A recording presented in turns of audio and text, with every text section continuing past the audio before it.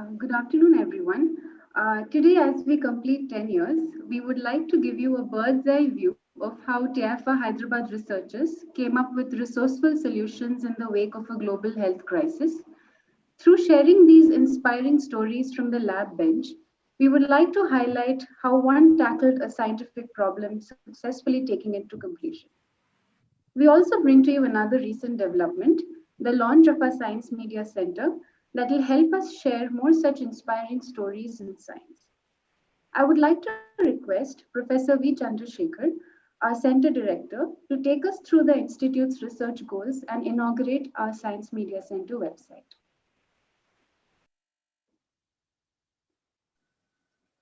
Yeah, thank you, Anushila, and other colleagues from TIFR Hyderabad and other places. It's indeed a great pleasure for me to launch this Science Media Center of TIFR Hyderabad. And on this occasion, let me just tell you, although I will not steal MK's thunder, he's going to tell you about our history, how we started 10 years ago and came to this current state. But TIFR Hyderabad was formally launched 10 years ago, although we haven't really started operations 3 years since. That is in 2012 is when we started probably formally research activities. But even during these very early days, when we started activities at Narsingi in the rented accommodation, we were always conscious of the fact that TIFR Hyderabad had to reach out to society in terms of various activities. And so this got started in terms of popular lectures, and later somewhat of a formalized structure was there by having the Sawal Jawab at Lama Khan. I'm sure that more of this will become evident in our Science Media Center web page. So we were doing this both science as well as science outreach activities parallelly. And so this has now taken a shape where our Science Media Center web page will put up not only our science highlights that our colleagues here and students have been carrying out, but also how we are interacting with the society around us. And I think it's quite nice that on this auspicious day of the 10th year of TIFR Hyderabad's starting, we're having this media center website being launched. Now, what have we been doing during these difficult months when COVID hit India? So we have tried from the very beginning, even during the very intense lockdown days, to see that we have a role to play in the country's fight against COVID. So we participated very actively in all the central activities launched by TIFR towards this effort. So we were part of activities like the COVID Gyan, which is the website devoted to giving accurate information about COVID. It's a multi-institutional website, and TIFR Hyderabad continues to be an active part of this, contributing both to its editorial and to its regular content. But we've also been actively participating in research of various fronts. One is relating to diagnostics. Can we come up with better, cheaper, and quicker methods of detecting COVID? And in this, we have been to a large extent successful in collaboration with other institutions in Hyderabad, the Nizam's Institute of Medical Sciences and the ESI Hospital in Hyderabad. Manish Jaiswal and his students and colleagues have come up with a new rapid diagnostic tests based on the LAMP technique. And this is a method that is now hopefully will become available to the public in the coming months. So this is one important development in terms of diagnostics. We've also been working on therapeutics, and this is of course a long-term sort of a research that is happening. And many colleagues have been working on this based on different approaches. And we have also, this is on collaboration with colleagues from both Kolaba as well as Indian Institute of Science. There is a slight issue with the audio. Is it clearer now? Yeah, now we can hear you. There was this little issue before. Okay. It's fine now. So, yeah. So as I was mentioning, in addition to diagnostics, where we have had this LAMP-based technique now nearly ready for being taken up by a startup or by a company, we also been working on therapeutics in collaboration with other research institutes, including Indian Institute of Science, Bangalore. And also we've been working on other things like, for example, better masks. I think we'll hear today in today's talk something about this based on, and this was development based on graphene oxide based materials, and also better sensors to figure out if N95 masks, for example, are still functional, or have they reached a stage where they need to be discarded. And indeed, such machines or such instruments can be utilized for other purposes also.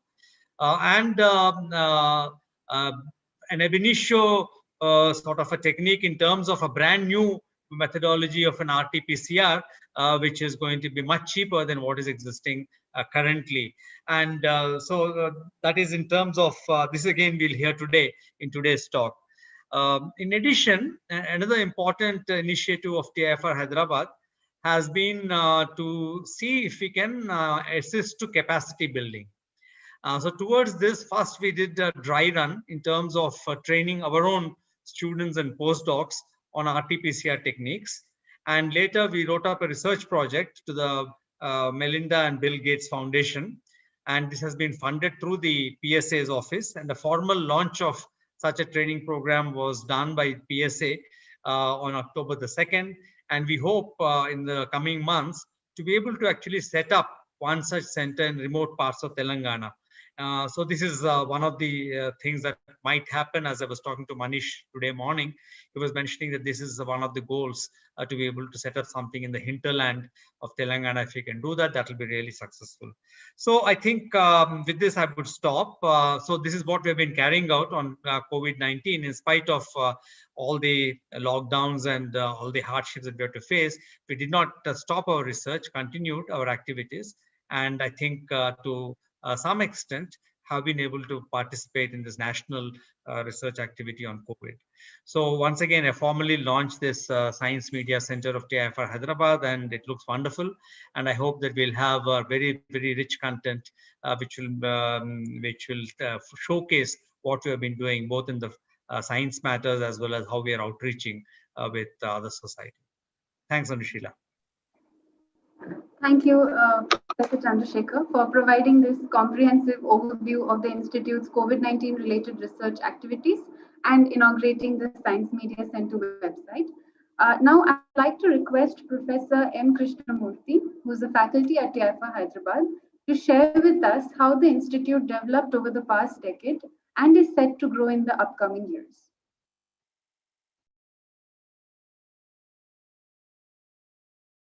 Thank you, Anushila, and congratulations for putting up with a very nice website, which is going to be very informative, I'm sure, and will actually guide everybody, every one of us, how to communicate whatever science we do and how to make it palatable to the larger community.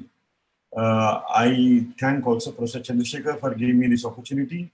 I can't believe that it's already 10 years since we have started in TIFR Hyderabad, and this is a journey that is exciting, suspense thriller, I would say.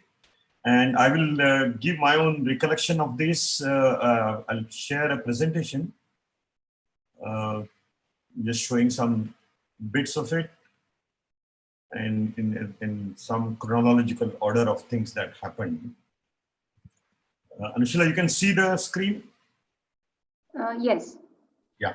So TIFR 2.0 or TIFR Hyderabad, as we call it, started quite some time back, actually. In 2008, the first germination of the seeds for starting a new campus started. We started looking for land.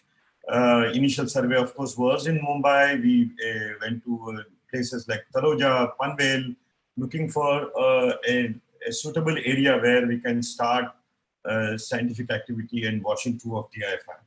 And at the end of some struggle, we came across the plans of the government of Andhra Pradesh, which wanted to build a scientific base along with the financial district that they were planning. And 12th July 2008 was actually when we first landed in Hyderabad looking for the land. This was the enthusiastic person who was showing us from a high vantage point of how the land was there around. And it's very, very nice land, as you can think and imagine. So further to that, very quickly, we wrote a proposal to the government of Andhra Pradesh requesting for the location of land. By November that year, a MOU was signed and 209 acres of land was given to us.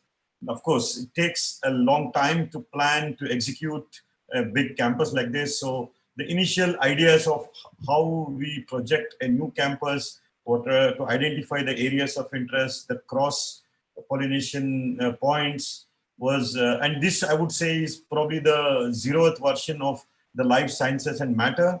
Different people with different ideas came together, and bits and pieces of the research that they would like to do got started putting in place. And with that, we made a concept paper. It took us about a year or more. And in July that year, we presented a concept paper of TIFR to the Atomic Energy Commission. And very quickly after that, the AEC had Atomic Energy Commission approved this plan. And in October 2010,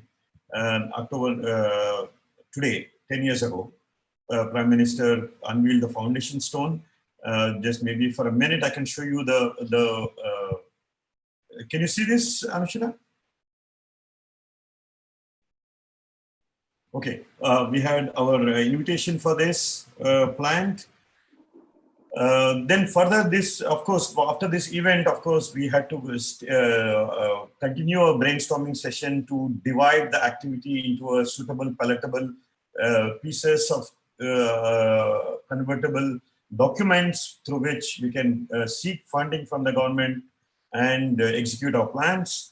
So November 2010, we had a brainstorming session with the then Atomic Energy Commission Chairman, Professor C.N.R. Rao, and we came up with a phase 0 plan by the end of 2010 and requesting a funding of about 75 crores from the DAE to start this activity. So this is what we called as phase 0.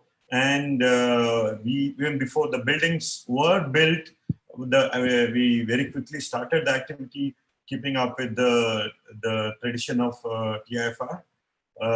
We rented a building in 2010, which was supposed to be a marriage hall, converted it to a research building. And by 2012, enough people accumulated, graduate school started, students started doing their doctoral degree work in this place. And simultaneously, of course, we were planning for the first research building of our own in the campus. It again took some time. The planning and execution of these tenders by July 2012, in about 1.5 years from that point, we actually started the work, and it was supposed to be completed by December 2015. It took a couple of more years, and this is what we saw. I don't know if you can see this walkthrough. You have to share your screen. So we had plans pretty much worked out and we saw this virtually for a while. And over the time, of course, this became a reality. And as you can see, by 2018, we actually moved to our own campus, relocated all the 15 to 20 laboratories that were fully set up, and completed this arduous task actually in a year. Really thanks to the enthusiasm of all the people who were in the part of this business. And the new phase actually have started about a year ago.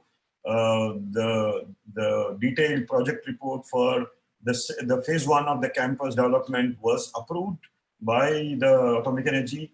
The idea was to develop for new facilities for 40 more new faculty members, so that we take our total strength to about 60. In addition to about 150, 200 students that we have, we will add another 300 more, so that it becomes 400 to 500 students, and of course expand to newer areas than what we have already initiated. So we have started the architectural work with the vision of getting a 20-year master plan and begin the first phase of construction and hopefully conclude the first phase by March 2014. The motto is, of course, to have an architecture and design that promotes creativity and interaction in harmony with the natural landscape, responsible management of energy, water, and waste. We plan to build a 2 megawatt plant. So in the phase one, we will develop about 50% of the land. What it means is that 50% of the land will be more or less left untouched. Of course, we will be making it integrated campus with the land development, but keeping pockets of land that will be open for future modifications and building. We will have 4 new blocks. Of course, these are not going to be like the physics chemistry blocks of a typical university. This is going to be thematic blocks, depending on the kind of research related to life, matter, and light, and the crossroads in between. We'll have thematic facilities which are emphasizing on a particular discipline or a particular area of activity, like petawatt, NMR, imaging, high computing, HPCs, high power computing. We'll have common facilities like workshops, lecture halls, and so on. Other required civil structures. We'll also build guest houses, hostels, staff house, and everything. So we will broadly divide the thing into academic zone, residential zone, support zone, utility zone, and of course the natural zone, so that it gives us a room for a place for creativity and so on.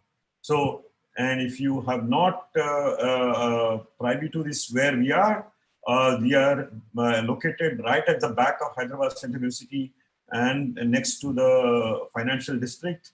The big chunk of land comes in 2 pieces of roughly around 150 and 60. And of course, the third piece of land, which we have already developed, and it's not shown here. So this would be TIFR Hyderabad integrating with the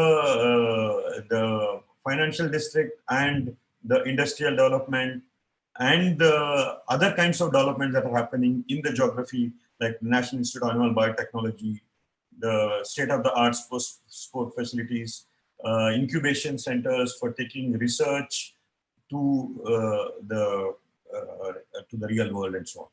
So I thank you for giving me once again the opportunity to present what the journey that we have gone through, and we plan to go through over the next 10 years or so. Thank you.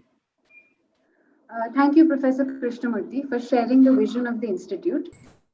So at this point, I'd like to start a new segment of this program where we present the efforts undertaken by the Institute in response to the pandemic. When COVID-19 spread across the globe, it did get many scientists thinking about what they can do to help arrest its spread. And researchers in TIFR Hyderabad were no exception. They immediately immersed themselves in strategizing how one could take steps to combat the spread.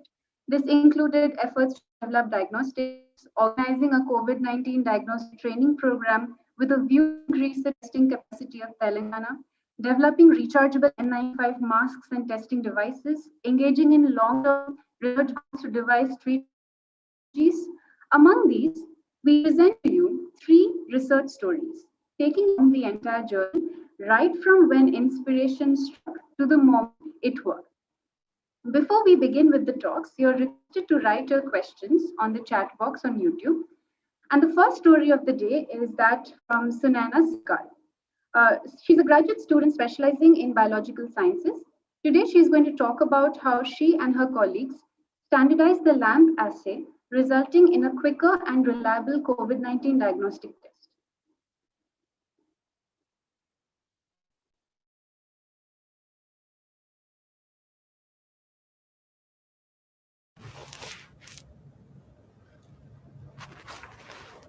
Good afternoon, everyone. Thank you, Anushila, for this introduction. Today in this talk, I will discuss about our efforts in optimization of an alternative and faster method of diagnosis of COVID-19. The world seems to have changed all of a sudden since the first man was infected with the SARS-CoV-2 virus in Wuhan, China in December 2019. an infection that became a global pandemic in no time. Social distancing and wearing masks have become the new normal for us, right? And I must repeat that this is mandate since we do not know who among us are actually infected by the virus. Frontline workers like doctors, nurses, path lab technicians, and also researchers are working day in, day out trying to find a proper cure, proper diagnosis, and treatment for these infections. And most important thing right now is testing. Testing, and more testing to detect those who are infected, followed by their immediate isolation to check the spread of the virus, thereafter, their proper treatment. And as you can see from these numbers here, laboratories across the country are testing so many patient samples by the approved method of testing, which is right now, that is RNA isolation and RT-PCR. So let me just talk about the procedure. Nasal swabs are being taken from patients and they are transported in a special media that can harbor the RNA virus. This COVID virus is an RNA virus, meaning the genomic material is RNA. So this viral RNA is then extracted and converted to DNA by mixing it with specific reagents and enzymes. And this DNA that you get is further amplified by something called the polymerase gel reaction, which is RT-PCR. So how does this amplification occur?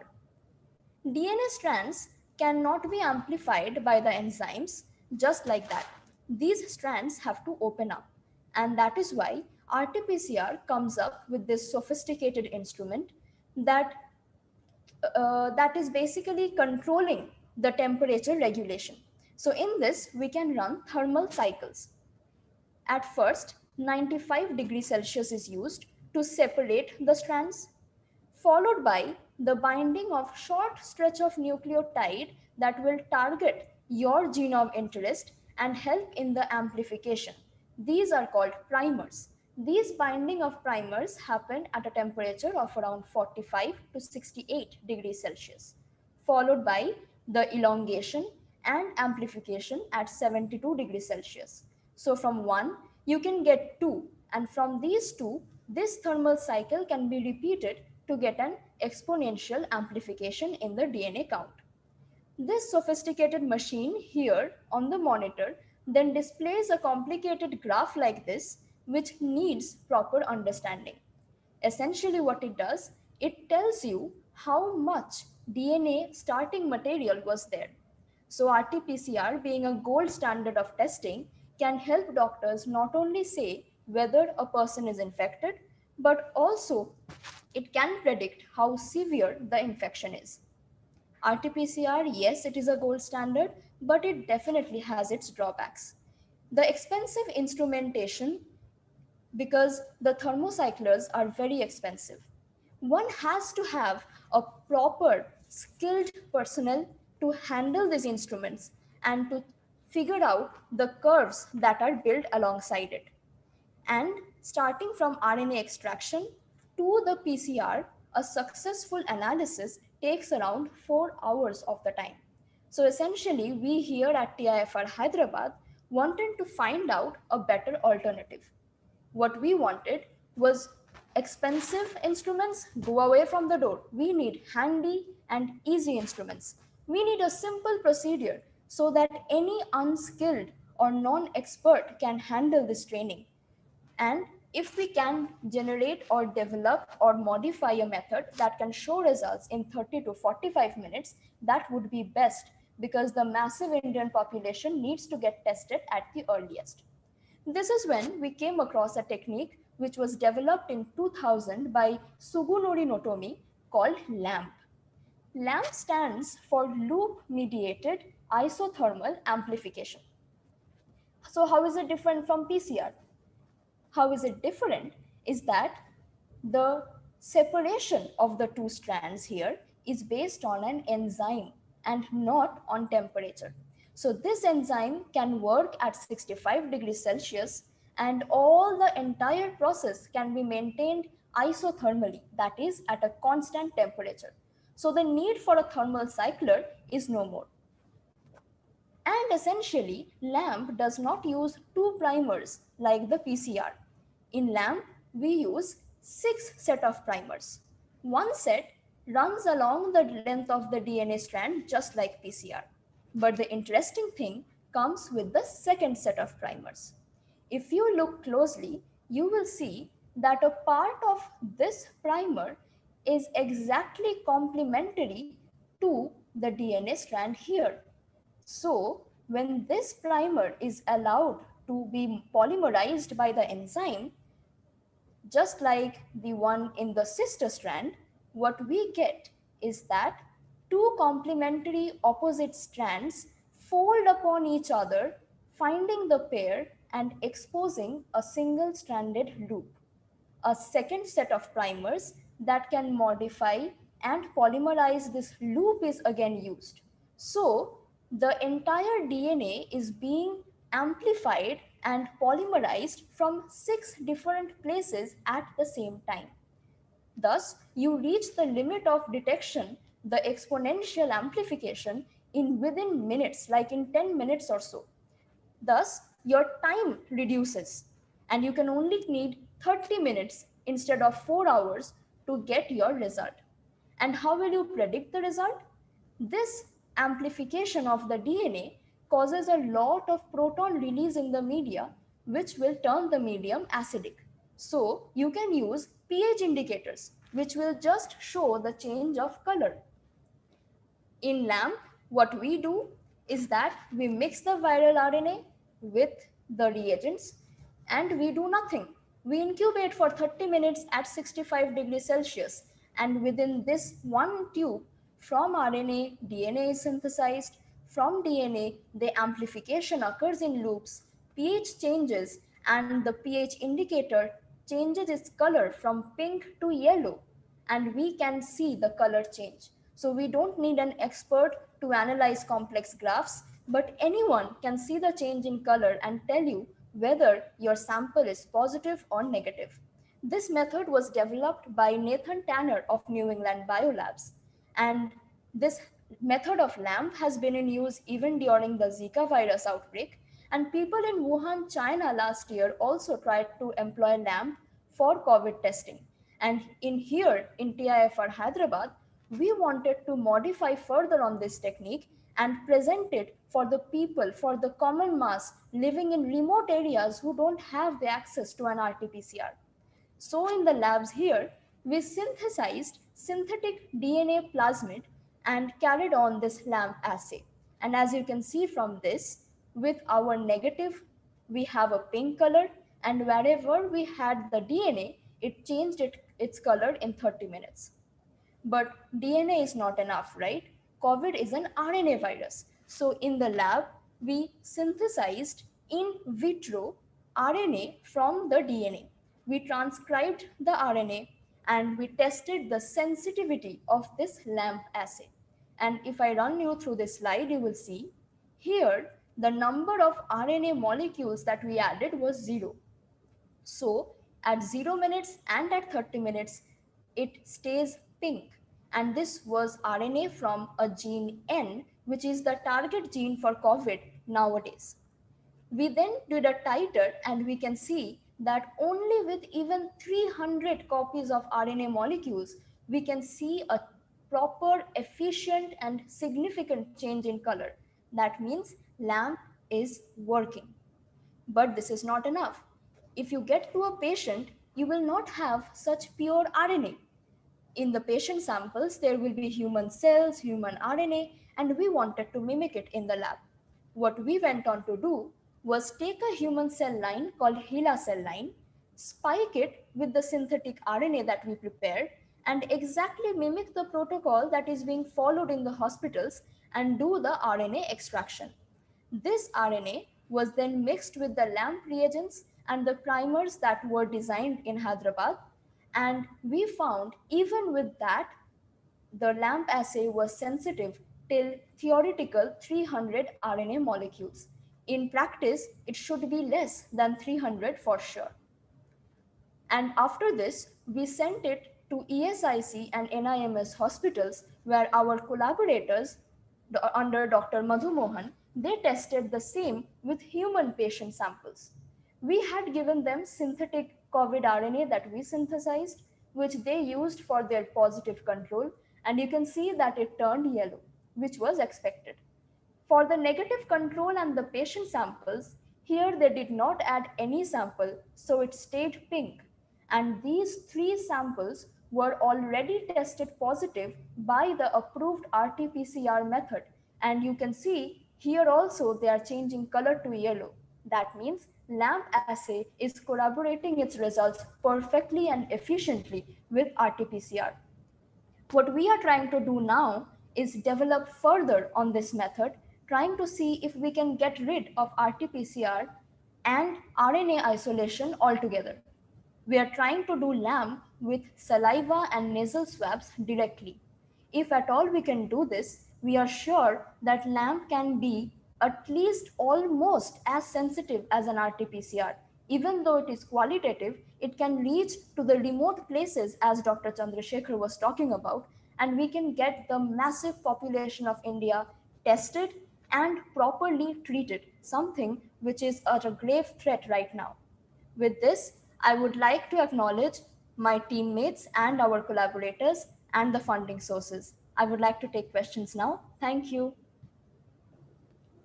Thank you, Sunena. We have a couple of questions on YouTube. The first is, what do you mean by spike it with RNA when you mentioned this in your talk? Okay. Hi. Thank you for the question. Spike it with RNA means when we take the cells and do the RNA extraction, we need to break the cell membrane. That is essentially called lysis. During this lysis, we add our synthetic RNA into that lysate. So now what you have is that you have RNA of the human cell line plus the synthetic RNA together, from which we carry out the RNA extraction procedure. Okay, so we have another question here. This question is about now that we have a test developed, what is the next step that you're considering to implement this in a large scale? Okay, these tests are awaiting approval, and in a large scale, what we are planning to do is trying to get rid of RNA extraction altogether, like I said, because if you are taking nasal swabs or saliva samples, you always waste another 1 hour, not waste actually, but utilize another 1 hour for RNA extraction. What we are trying to do is, say, send up motor testing centers, which will have these reagents. We can take the patient sample directly and run this test. So essentially, mobile testing can be achieved if we want with this method. Okay. So thank you so much, Sunana, for this talk. And now we would like to move on to the next talk. So the second story is about Parshvanath. He is a graduate student in physics. Parshva volunteered for the diagnostic training program in the institute. And during the program, he got to know about how a PCR machine works and started wondering why it was so expensive. In the middle of the pandemic, it would be crucial to make sure that enough machines were available for testing. So he decided to piece together a fluorescence detector. Today, Parsha is going to talk about how he made a toy version first and then a more upgraded, fully automated open source fluorescence detector.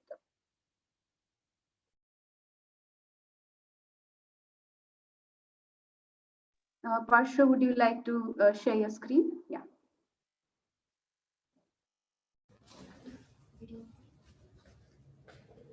So am I audible? Yes. Okay, okay. So shall I start? Yes, please. Okay, fine. So now I'll actually tell you or share you a story of piecing together a fluorescence detector. It's my own story, own favorite story, basically. So if I ask you to actually describe a scientist at work, what will you have in your own mind? You may think of something like this if you are eagerly awaiting for the COVID vaccine, or you may see something like this if you are a Star Wars fan.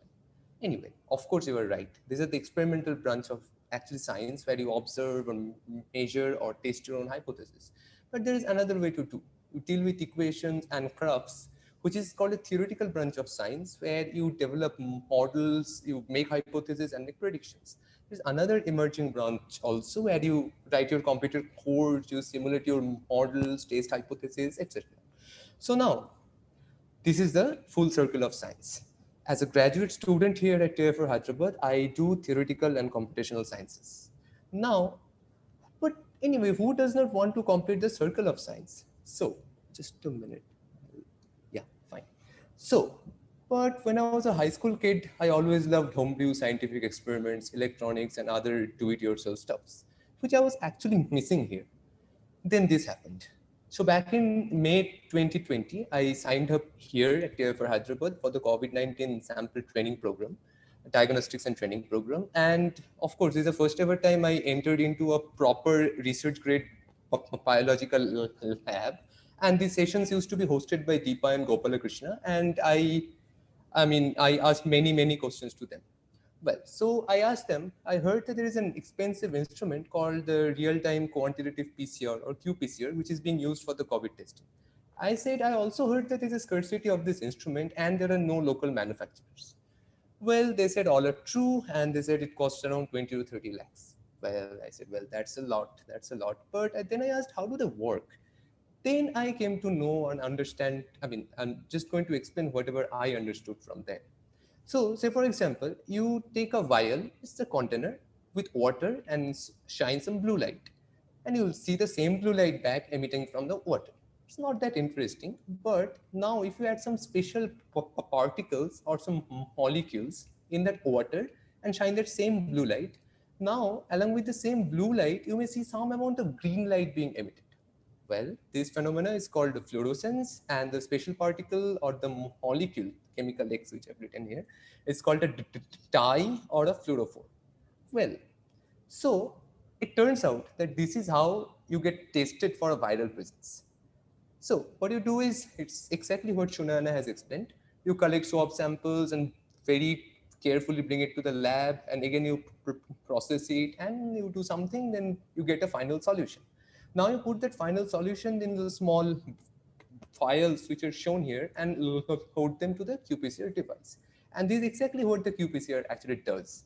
So the heating block, so this vials actually sits on a heating block, and the heating block is periodically heated and cooled down, and it follows a particular pattern or a cycle, which is called a thermal cycling. And after each cycle, you turn on this blue light and see if there is a green light being emitted. So the thing is, after a certain number of cycles, it's typically 15 to 20, I think, if the green light shines, see, here is a green light. If it shines, that means that it's a positive sample. All right. So what's the big deal, and why such a device is so expensive? I became more and more curious to explore. This is what I found out. Well, you again take that pure water-filled vial and shine in some blue light. You get, of course, the same old blue light back and no green light. Now imagine this following scenario. You add 100 molecules in that pure water and you see some green light along with that blue light, which you see here, small amount of actually green light. You add another 100 molecules, so together you have 200 molecules. The intensity of your green light is precisely double now. Now, there's a nice property of this phenomena called fluorescence. The intensity of this green light, it systematically increases with increasing number of molecules. That number of molecules sort of in that solution, you sort of say the strength of the solution. And also note that the blue light is much more intense and it even persists without the molecules, without the special fluorophores. Now there is a problem. In a typical PCR case, the strength of the solution is so low that at the worst case, the intensity of the green light could be 10 to the power 9, that is 1 followed by 9 zeros times weaker than a typical room light where we are sitting now.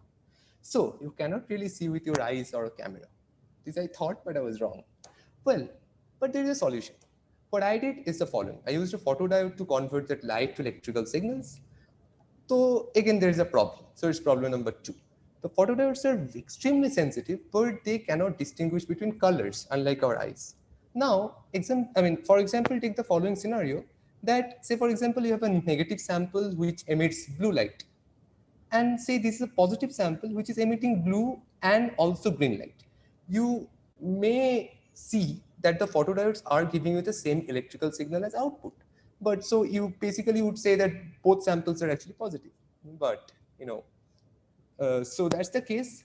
Now what you do, you use a proper color filter to block out that blue light. So here is that color filter. You can see now it actually blocks out the blue light, and now the photodiode only sees the green light. This is exactly how it works.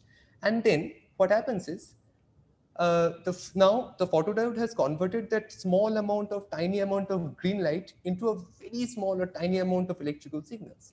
Now I used electronics, I build those amplifiers, homemade amplifiers, to actually amplify those tiny amount of signals. And then finally we need a brain. That brain is called a microcontroller. Again, it needs quite sophisticated actually programming. I use that experience there. And finally a computer for other analysis. But I want to tell you that building this kind of amplifiers which would amplify such tiny signals are not easy. It requires multiple levels of actually filtering, and iterative improvements made this possible. Now I'll show you the first version. During the lockdown time, I did not have access to many components. So whatever I had, this Lego stuffs, this Lego building blocks, I made the first fluorescence detector with this, Lego blocks. So where you can see this solution is in the vial. This vial you can see here, that blue LED is here, which is actually emitting the blue light. This is the optical filter, glass filter. This is a photodiode and all other electronics. So these are the amplifiers, the brain, and a computer. Now I'll show you how I did that experiment. So these are typical PCR vials, and these vials actually contain solutions of different strength. In this case, left to right, it's 800, 600, 500.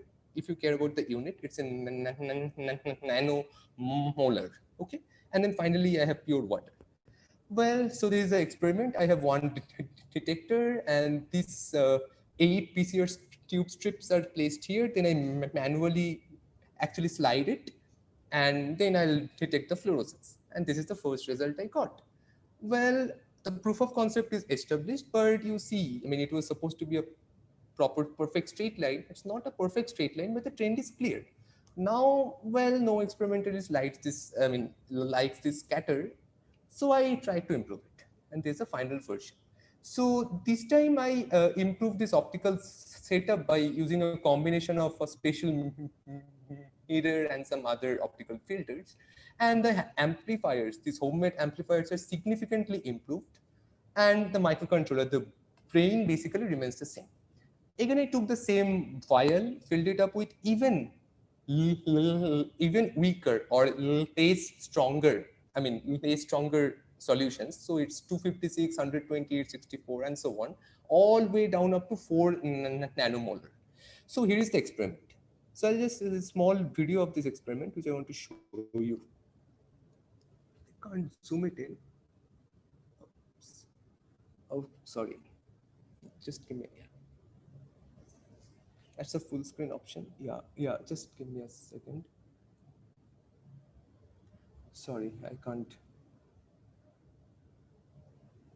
I can't see the full screen thing here. Well, you may have to see the, okay, I got it. Well, fine.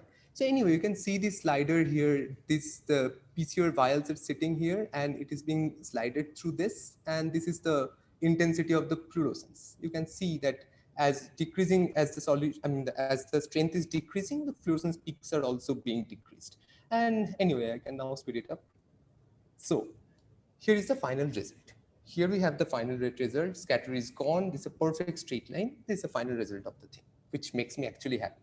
So now, here's the conclusion. So as I told you earlier, this RT-PCR is basically a combination of a thermal cycler and a fluorescence detector. The heating block or the thermal cycler, an open source design, actually existed, and it cost around 40,000 rupees. But for the fluorescence detector, which is a very sensitive light detector, that open source design was not existing. So now it exists, and it cost around 60,000. Well, now I want to just tell you before ending that why these open source designs are so important. In open source designs, you design it and you make it freely available to the actually public. And all of your designs uses mostly off-the-shelf components, which you can online, I mean, which you can buy from normal stores without going to any sophisticated things. And of course, there are no patenting or licensing restrictions, all this. And you can build it, use it for free. And if you're enthusiastic enough, you can come and improve the design. You study it and learn it and make science and knowledge open and free to the humankind. Fine. Now the acknowledgement. This is my team. Our team comprises of myself and Rajalakshmi, Raji, and Pranav. Well, as I've told you earlier, that I'm from a completely different background. I do theoretical condensed matter physics here, and these are the real experts of this field. I received many helps and supports from them. And for other helps, I really want to acknowledge Shubhrojyoti and Shamostri, those who made those solutions, because I mean, preparing solution of that small strain, that weak solutions are really actually challenging. And also I want to thank Rakesh and Brahma, who made many small components from our workshop, from TIFR Hyderabad workshop. And lastly, I want to also thank my own thesis advisor, Surajit Sengupta, who actually let me go free and do all this. Finally, I want to thank Anushila also to actually help me to put together this story. Thank you. Thank you, Parshva, for this really illuminating talk. And shall we take some questions now? I'll just see if we have any questions. Yes. Can you discuss your software? This is a question on YouTube. Yes, I can discuss my software. The software is inside of this so-called microcontroller or the brain. Also, I did not put actually details of it because it's too much technical.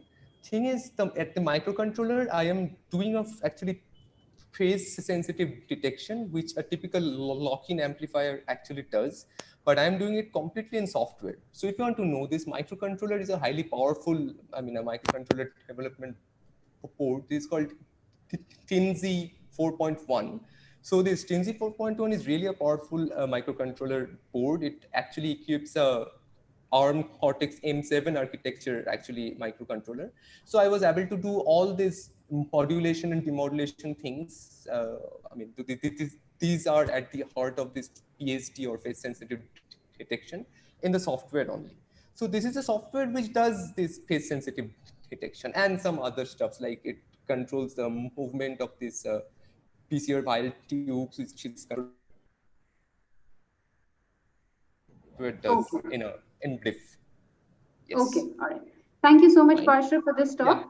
Yeah, we would move on to the third talk of the day now. So Dr. G. Rajalakshmi and Professor T.N. Narayanan led a research effort where they came up with an N95 mask which could be rechargeable.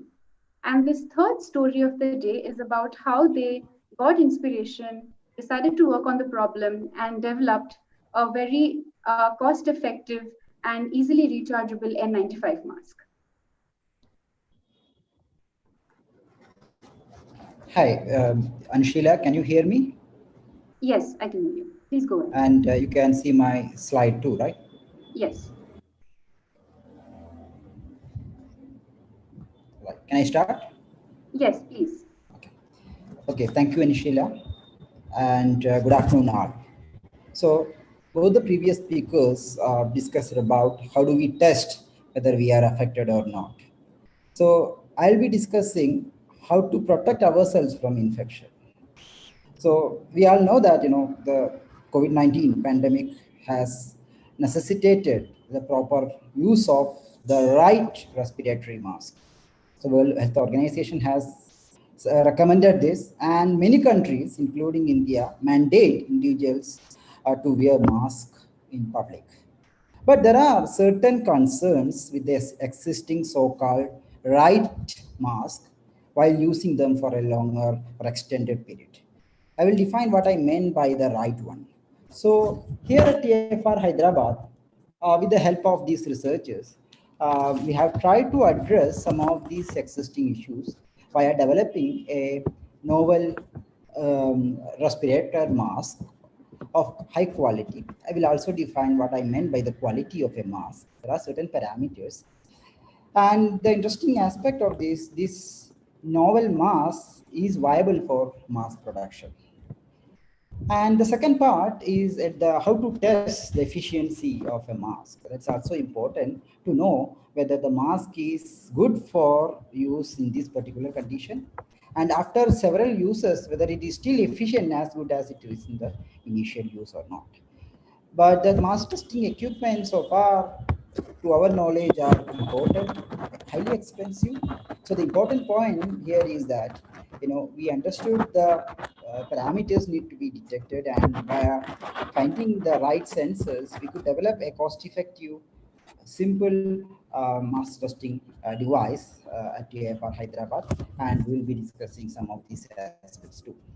So when I talk about the mask, mask does actually. Mask is basically a particle filter.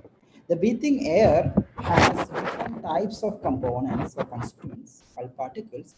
Can be combination of aerosols, droplets, dust, etc.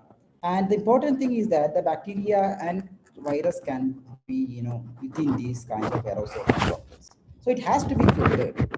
But the challenge in this filtration is that their size range in a very wide range. For example, the typical sizes is of the order of few micrometer. A micrometer is millionth of a meter. For example, hair is 100 micrometer. So, and it can vary, size of these particles can vary from few micrometers to sub-micrometer. For example, aerosols have the size of typical 5 micrometer or higher, or 5 micrometer or lower, or droplets can be more than 5 micrometer. So you need to have a very compact and efficient filtration mechanisms to filter out all these micrometer and submicrometer particles. So if you look into the SARS-CoV-2, the virus of today's concern, it has a size of around 0.120 micrometer. So it's submicrometer, less than 1 micrometer. But when it comes within the aerosol, it has a size around 0.3 to 0.5 micrometer. It can vary. But so the particles need to be filtered is of the size 0.3 micrometer. There are certain standards for masks in different countries, have different names. So the very popular name what we heard these days is N95. Meaning of N95 is N95 has 95% efficient in filtering out the particles of 0.3 micrometer or larger. So this is a US standard, but similar standards are available in different countries and with the different names and grades. For example, FFP2 in Europe, KN95 in China, P2 in Australia, etc. There are various other masks are also available.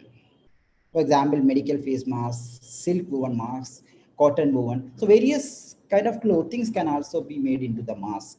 And they are all good actually. But if you test them in a similar standard for 0.3 micrometer, one of the reports says that the efficiency is a bit lower to the N95 standard.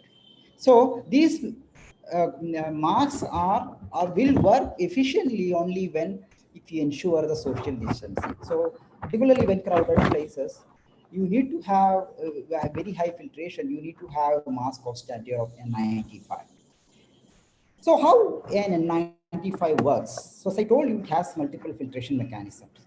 So all masks work on the first thing, the inertial impaction, where the non-woven fibers can filter out more than a micrometer very successfully using the phenomenon called the inertial impaction. With the inertia of the incoming particles, when they see an obstacle, they can get stuck and they can be filtered out.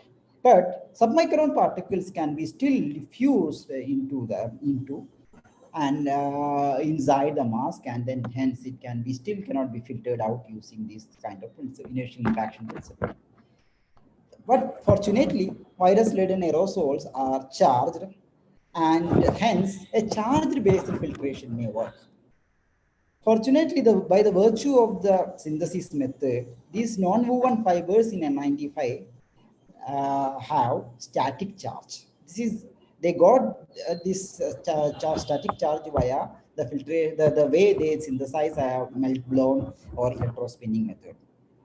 But the problem here is that these fibers lose their electrostatic property in a day or so. This is well documented and we also study. So an N95 mask may not be effective when you are exposed to the ambient condition for a longer use. Hence, what is the solution to that? When we thought about this, the immediate idea what we come to our mind is, can we do a simple charging via rubbing? Because this is well known to us as tribo charging. If you use certain combs and in certain conditions of hair, you can see that the hair gets charged. What is happening is that a static charge separation is being generated between the comb and the hair. And how much DC voltage is generated in between depends on the materials you are used and the hair condition for sure. So if you look into different materials have different tribo charging capability. Some of them get positive charge and some of them get negative charge. So if you take candidates from the extreme ends, then you will have a large charge separation, meaning you will have a large DC voltage develop, and they will be effective in charged based separation, as I shown in the previous slide. So our question is, can we develop a simple mask designed in such a way that where tribo charging will work? So our mask, what we developed after optimization, we choose these three materials, and cotton as a middle active layer, which is modified polypropylene layer, and the modification was done with the help with the ink made in our lab. This ink contains a graphene-based composites and then a nylon layer. So what we ask is that just by simple finger pressing or even the simple movements as a jaw movement while we are wearing the mask and if you talk, and this kind of sliding and releasing of layers, active layers, should able to develop charge in between. And what we found is that the modified masks are washable and also they are rechargeable. I'll show you the data. And then we found that the efficiency is also of the order of more than 95%. Then the next question is, like, once you designed a mask, how do we test it? What are the things to be tested to see the efficiency of a mask? One thing is sure, you need to show the particle permeation. So you need a particle count meter both in and out. So if these numbers with in and out will tell you how efficient this mask in filtering out the particles of the concerned size. And another thing is a humidity meter. And humidity, why it's important? Because if you can effectively stop water droplets, the modification is with a hydrophobic layer, you can effectively stop the water droplets going inside, and hence the droplet-based virus transfer can also be stopped. And then what is more important is that along with the efficiency of a mask, you should have a minimum pressure difference between in and out of the mask. If you have a large pressure difference, you will have breathing difficulty. So a mask with many layers may cause you a breathing difficulty. So a parameter called quality factor. A mask should have a good quality factor along with the filtration efficiency. So these are the sensors we have used in the mask testing device, and the concerned particles of size are sprayed using a simple sprayer. So this is a very simple schematic of the filtration measurement setup we have used. And I will show you the schematic and of the device, the actual device being developed. But let me show you the data from these things. So as I told you, what we are concerned is how many particles are being transported through the membrane with mask and without the mask. So if you count the particles of size of around more than 0.3 to 0.5 in this range of micrometer, what we found is that if no mask is used, almost 6,000 particles are being detected in the counter. With the commercial mask and our mask, you can see that the number of particles are really drastically went down. The efficiency calculation shows that, the 95% or more efficient for particles of sizes around in the range 0.3 to 0.5 micrometer. This shows that this has the standard of N95 in terms of the filtration efficiency, and the mask works for the particles of submicrometer too. Now, the next question is about how long the charge can be retained in the membrane or in the mask. So in N95, one of the problems I told you is within a day or so, the charge will be completely drained off. So this is what we observe. N95 has the charge is completely gone in a day or maximum 2.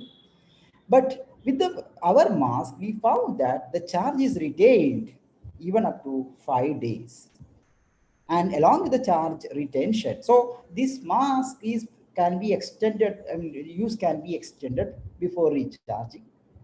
But as I told you, another thing, if once it is completely discharged, can we recharge it or not? N95, you can do that to a certain extent, but the voltage generator will tell you how much charge is being generated.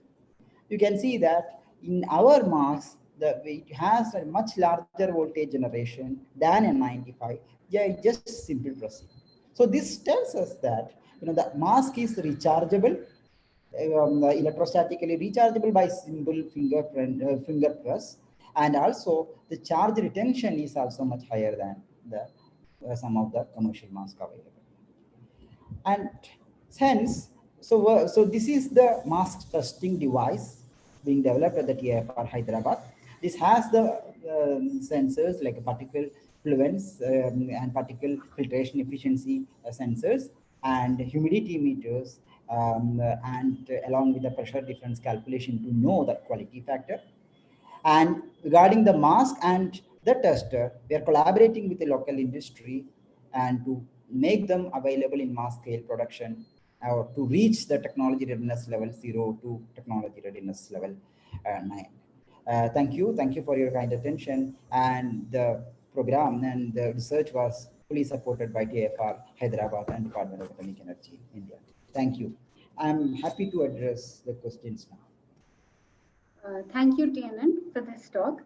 I'll just check if we have any questions.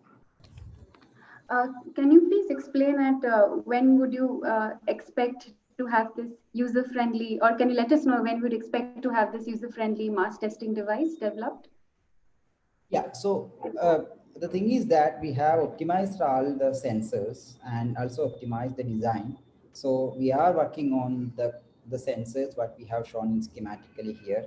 So this will be ready very soon. Okay.